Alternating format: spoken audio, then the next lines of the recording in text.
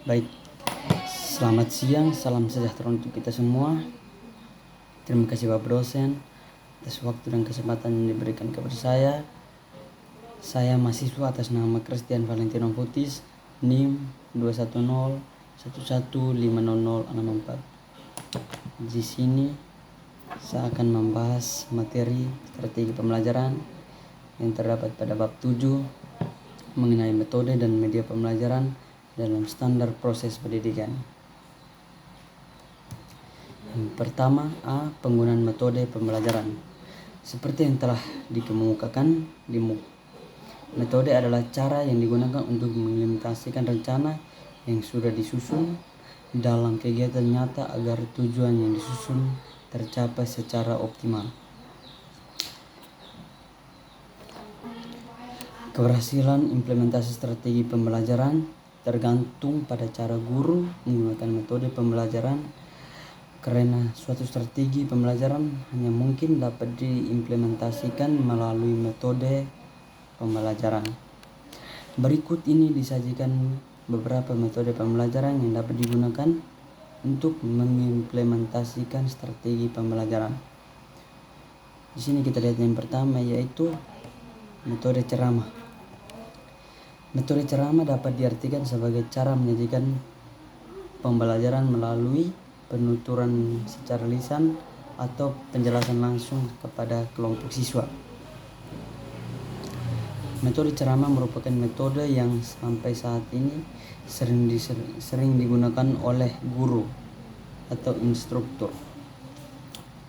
Guru biasanya menggunakan belum merasa puas manakala dalam proses pengelolaan pembelajaran tidak dapat melakukan ceramah. Demikian juga siswa, mereka akan belajar manakala ada guru yang memberikan materi pembelajaran melalui ceramah, sehingga ada guru yang berceramah berarti ada proses, dan tidak ada guru berarti tidak ada belajar.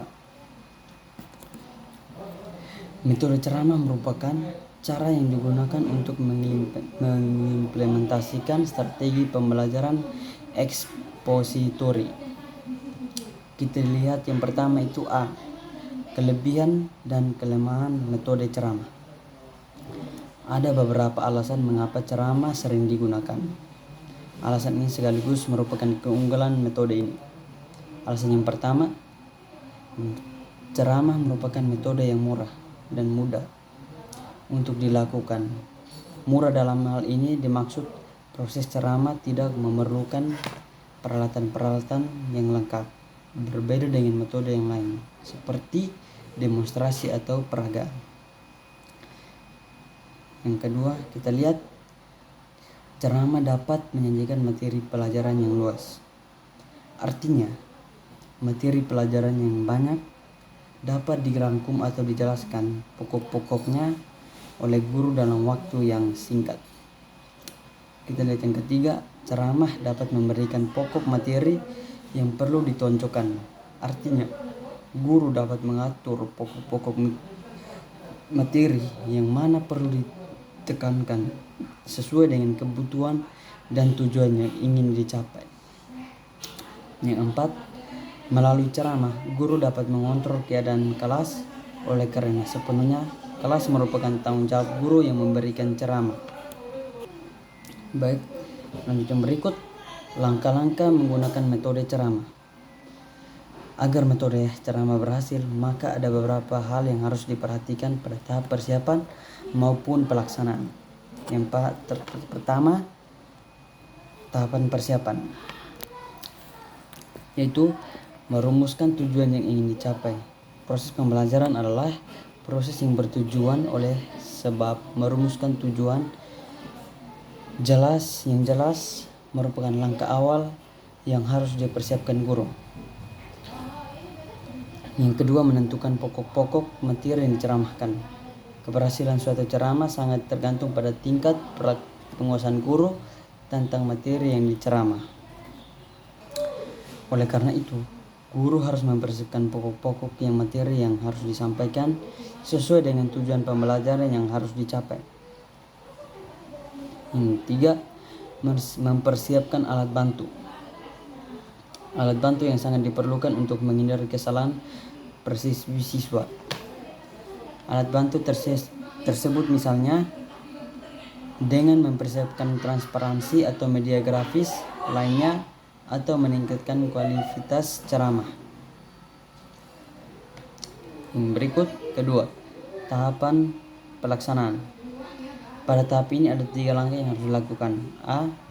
Langkah pembukaan. Langkah pembukaan dalam metode ceramah merupakan langkah yang menentukan keberhasilan pelaksanaan ceramah, sangat ditentukan oleh langkah ini. Ada beberapa hal yang perlu diperhatikan. Yang pertama, yakinkan bahwa siswa memahami tujuan yang akan dicapai. Oleh karena itu, guru perlu menemukan terlebih dahulu tujuan yang harus dicapai oleh siswa. Dengan demikian, penjelasan tentang tujuan akan merangsang siswa untuk memotivasi mengikuti proses pembelajaran melalui ceramah itu. Yang kedua, lakukan langkah aspersepsi, yaitu langkah menghubungkan materi pembelajaran yang lalu dengan materi pembelajaran yang telah disampaikan sebelumnya. Guna langkah aspersepsi dalam langkah pembukaan ini adalah untuk mempersiapkan secara mental agar siswa mampu dan dapat menerima materi pembelajaran. Yang berikut, langkah penyajian. Tahapan penyajian adalah tahapan penyampaian materi pembelajaran dengan cara bertutur. Agar ceramah kita berkualitas sebagai metode pembelajaran, maka guru harus menjaga perhatian siswa agar tetap terarah pada materi pembelajaran yang sedang disampaikan. Untuk menjaga perhatian ini ada beberapa langkah yang perlu diperhatikan. Yang pertama, menjaga kontak mata secara terus-menerus dengan siswa, yaitu guru harus melakukan kontak mata atau suatu isyarat dari guru agar siswa mau memperhatikan. Selain kontak mata dapat juga berarti sebuah penghargaan dari guru kepada siswa. Yang kedua, gunakan bahasa yang komunikatif dan mudah dicerna oleh siswa. Oleh sebab itu, sebaiknya guru tidak menggunakan istilah-istilah atau kata-kata populer. Yang perlu diperhatikan berikut, sajikan materi pembelajaran secara sistematis. Dalam arti tidak meloncat-loncat agar mudah ditangkap oleh siswa. Yang berikut lagi, jagalah agar kelas tetap kondusif dan menggairahkan untuk belajar. Kelas yang kondusif memungkinkan siswa tetap bersemangat, penuh motivasi untuk belajar. C. Langkah-langkah mengakhiri atau menutup ceramah. Ceramah yang harus ditutup materi pelajaran yang sudah dipahami dan diskusi siswa tidak terbang kembali. Seperti kegiatan-kegiatan yang memungkinkan siswa tetap mengingat materi pembelajaran. Hal yang perlu diperhatikan tersebut antara lain, yang pertama, membimbing siswa untuk menarik kesimpulan atau merangkum materi pelajaran yang baru saja disampaikan. Kedua, merangsang siswa untuk dapat menanggapi atau memberi semacam ulasan tentang materi pembelajaran yang telah disampaikan. Berikut, melakukan evaluasi materi. Selanjutnya, metode demonstrasi. Pada metode demonstrasi terdapat metode penyajian pelajaran dengan memperagakan dan mempertunjuk kepada siswa tentang suatu proses, situasi, dan atau benda tertentu, baik sebenarnya atau hanya sekadar tiruan. Di sini terdapat demonstrasi tidak terlepas dari penjelasan secara lisan oleh guru. Dalam strategi demonstrasi pembelajaran dapat digunakan untuk mendukung keberhasilan strategi pembelajaran ekspositori dan inquiry. Yang pertama, A. Kelebihan dan kelemahan demonstrasi. Sebagai suatu metode pembelajaran demonstrasi memiliki beberapa kelebihan diantaranya. 1. Melalui metode demonstrasi terjadinya verbalisme akan mendapat dihindari sebab siswa disuruh langsung memperhatikan bahan pelajaran yang dijelaskan. 2. Proses pembelajaran akan lebih menarik sebab siswa tak hanya mendengar tetapi melihat peristiwa yang terjadi. Berikut, dengan cara mengamati secara langsung, siswa akan memiliki kesempatan untuk membandingkan antara teori dan kenyataan. B. Langkah-langkah menggunakan metode demonstrasi. A. Yang pertama, tahap persiapan. Pada tahap persiapan ada beberapa hal yang harus diperhatikan. Yang pertama, rumuskan tujuan yang harus dicapai oleh siswa setelah proses demonstrasi dilakukan. Tujuan ini meliputi beberapa aspek pengetahuan, sikap, keterampilan tertentu. Kedua, persiapan garis besar langkah-langkah demonstrasi yang akan dilakukan. Garis-garis besar langkah demonstrasi diberlakukan sebagai panduan untuk menghindari kegagalan. Berikut tahap pelaksanaan. A. Langkah pembukaan. Sebelum demonstrasi dilakukan, ada beberapa hal yang harus diperhatikan. Di antaranya, yang pertama, aturlah tempat duduk yang memungkinkan semua siswa dapat memperhatikan dengan jelas apa yang didemonstrasikan. Kemudian kemukakan tujuan apa yang harus dicapai oleh siswa. Ketiga, kemukakan tugas-tugas yang harus dilakukan oleh siswa. Misalnya, siswa ditugaskan untuk mencari hal-hal yang dianggap penting dari pelaksanaan demonstrasi. Yang berikut, langkah mengakhiri demonstrasi. Apabila demonstrasi diselesaikan, dilakukan proses pembelajaran perlu diakhiri dengan memberikan tugas-tugas tertentu yang ada kaitannya dengan pelaksanaan demonstrasi dan proses pencapaian tujuan pembelajaran. Selain memberikan tugas yang relevan, ada baiknya guru dan siswa melakukan evaluasi bersama tentang hal jalannya proses demonstrasi itu untuk perbaikan selanjutnya. Yang ketiga, kita lihat di sini metode diskusi. Metode diskusi adalah metode pembelajaran yang menghadapkan siswa pada suatu permasalahan. Tujuan utama metode ini adalah untuk memecahkan suatu permasalahan, menjawab pertanyaan, menambah dan memahami pengetahuan siswa, serta untuk membuat suatu keputusan. Seperti dikemukakan oleh Gillen pada tahun 1998. Baik, kita lanjut. Strategi yang berikut, kelebihan dan kelemahan metode diskusi. Ada beberapa kelebihan metode diskusi manakala diterapkan kegiatan belajar tersebut. Yang pertama, metode diskusi dapat merangsang siswa untuk lebih kreatif, khususnya dalam memberikan gagasan dan ide-ide. Yang kedua, dapat melatih untuk membiasakan diri bertukar pikiran dalam mengatasi setiap permasalahan.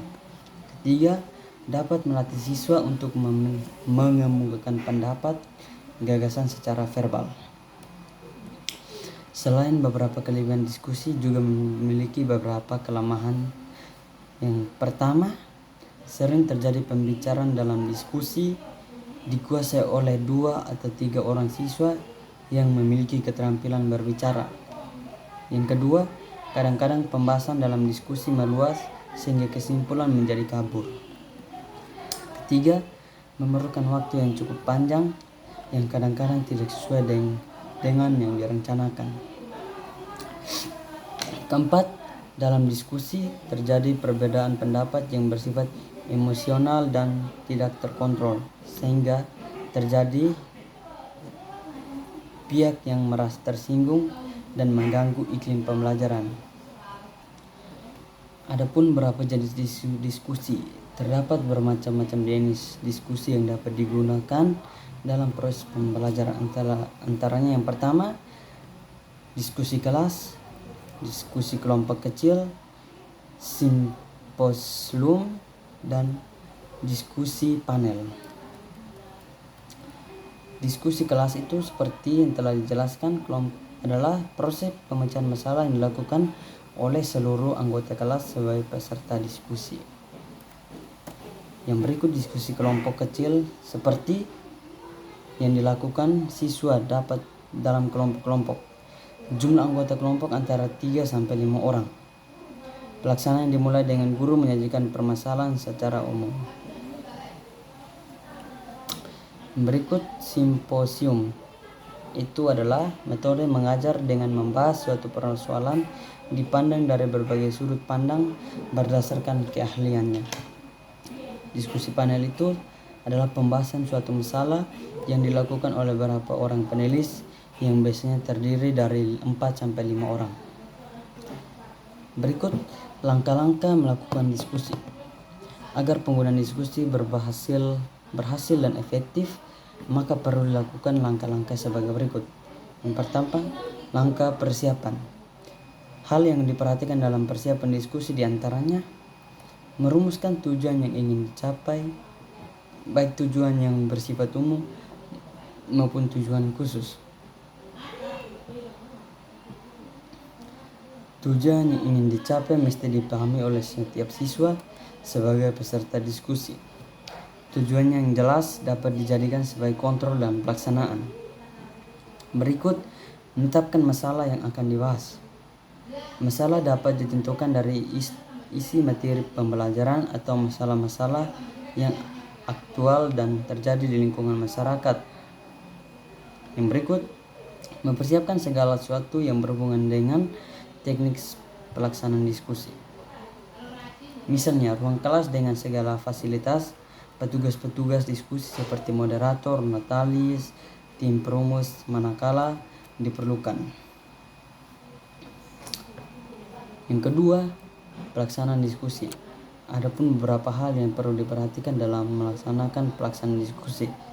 Yang pertama, memeriksa segala persiapan yang dianggap dapat memengaruhi kelancaran diskusi. Dua, memberikan pengaruh sebelum dilaksanakan diskusi. Misalnya menyajikan tujuan yang ingin dicapai serta aturan-aturan diskusi sesuai dengan jenis diskusi yang akan dilaksanakan. Berikut, memberikan kesempatan yang sama kepada setiap peserta diskusi untuk mengeluarkan gagasan idenya dan ide-idenya. Berikut, mengendalikan pembicaraan kepada pokok persoalan yang perlu dibahas. Hal ini sangat penting sebab tanpa pengendalian biasanya ada pembahasan menjadi lebar dan tidak fokus. Seperti yang kita lihat pada setiap pembahasan atau setiap materi yang telah didiskusikan. Baik, yang keempat, metode simulasi. Simulasi berasal dari kata simulat yang artinya berpura-pura atau berbuat-buat seakan-akan sebagai metode mengajar. Simulasi dapat diartikan cara penyajian pengalaman belajar dengan menggunakan situasi tiruan atau memahami tentang konsep, prinsip, atau keterampilan tertentu. Baik, di sini kita akan melihat kelebihan dan kelemahan metode simulasi. Terdapat beberapa kelebihan dengan menggunakan simulasi sebagai metode mengajar. Di antaranya, simulasi dapat dijadikan sebagai bekal bagi siswa menghadapi situasi yang sebenarnya kelak, baik dalam kehidupan keluarga, masyarakat, maupun dunia kerja. Yang berikut, simulasi dapat mengembangkan kreativitas siswa karena melalui simulasi, siswa dapat mengembangkan kreativitasnya. Berikut, simulasi dapat memupuk keberanian dan percaya diri siswa. Materi selanjutnya, jenis-jenis simulasi. Simulasi terdiri dari beberapa jenis, diantaranya sosiodrama. Sosiodrama adalah metode pembelajaran bermain peran untuk memecahkan masalah-masalah yang berkaitan dengan fenomena sosial, permasalahan yang menyangkut hubungan antara manusia seperti manusia kenakalan remaja, narkoba, gambaran keluarga yang otoriter dan sebagainya. Yang berikut, psikodrama. Psikodrama adalah metode pembelajaran dengan bermain peran yang bertitik tolak pada diri permasalahan fisiologis. Baik, kita lanjut kepada materi berikut, pemanfaatan media dan sumber belajar. Kemajuan ilmu pengetahuan dan teknologi, khususnya teknologi informasi, sangat berpengaruh terhadap penyusunan dan implementasi strategi pembelajaran. Proses pembelajaran merupakan proses komunikasi, yaitu di mana terjadi 3 komponen pokok, yaitu komponen pengiriman pesan atau guru, komponen penerima pesan siswa, dan komponen pesan itu sendiri yang biasanya berupa materi pelajaran. Di sini kita lihat yang pertama, konsep dasar media. Secara umum, media merupakan kata jamak dari medium yang berarti perantara atau pengantar. Kata media berlaku untuk berbagai kegiatan atau usaha, seperti media dan penyampaian pesan. Ada beberapa konsep atau definisi media pendidikan atau media pembelajaran.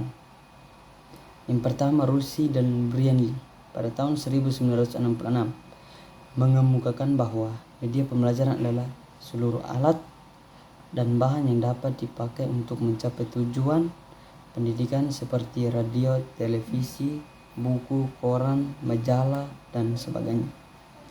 Menurut Rossi, alat adalah alat-alat semacam radio dan televisi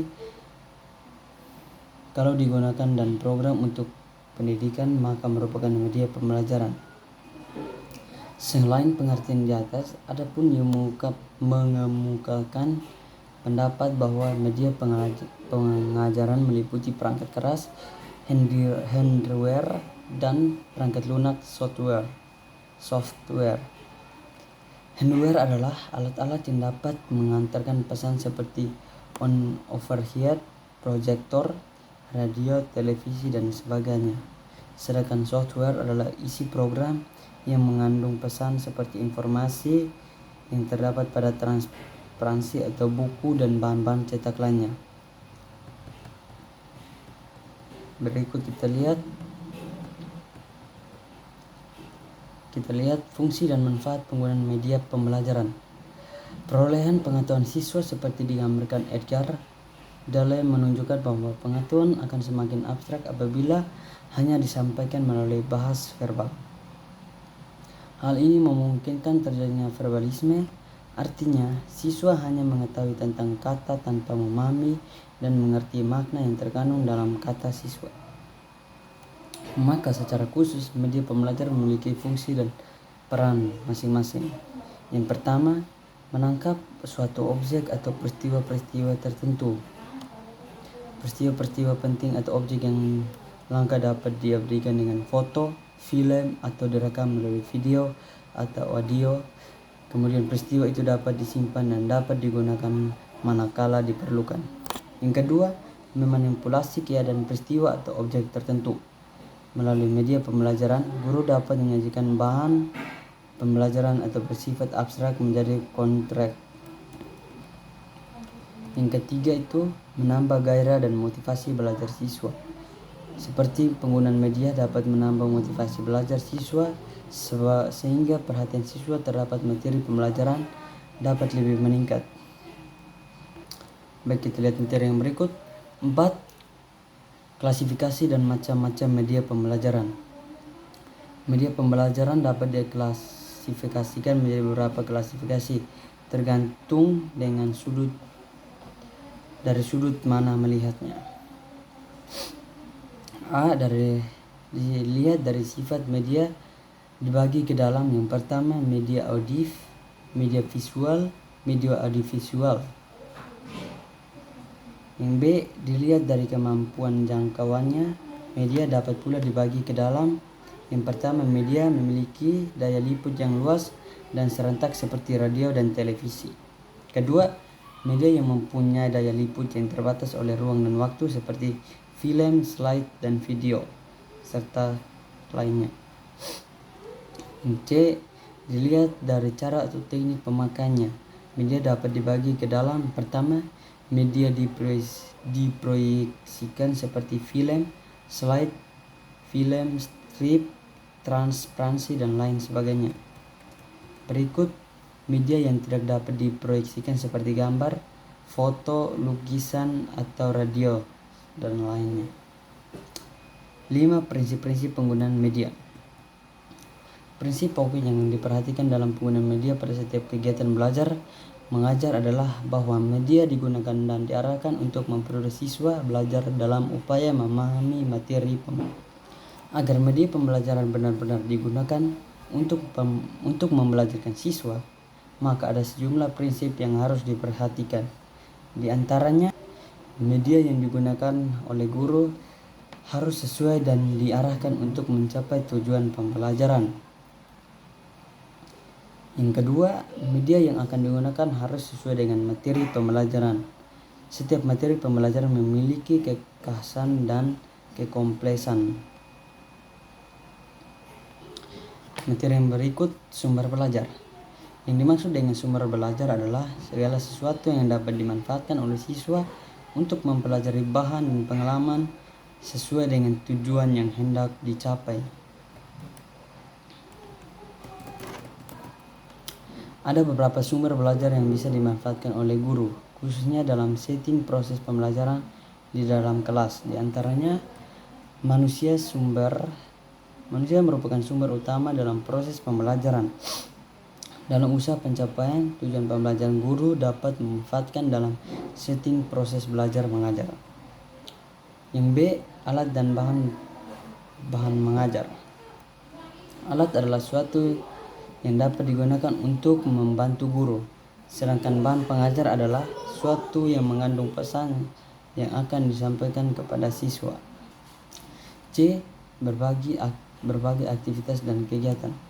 Yang dimaksud aktivitas adalah segala perbuatan yang sengaja dirancang oleh guru untuk memfasilitasi kegiatan belajar siswa seperti kegiatan diskusi, demonstrasi, simulasi, melakukan pencobaan, dan lain sebagainya. D, lingkungan atau setting adalah segala sesuatu yang dapat memungkinkan siswa belajar. Misalnya, gedung sekolah, perpustakaan, laboratorium, taman, kantin sekolah, dan lain sebagainya. Baik, mungkin hanya ini materi yang saya paparkan. Selebihnya akan dijelaskan di pertemuan berikut. Mungkin ada tutur kata yang salah dari saya, tolong dimaafkan. Baik, terima kasih, selamat siang dan salam sejahtera untuk kita semua.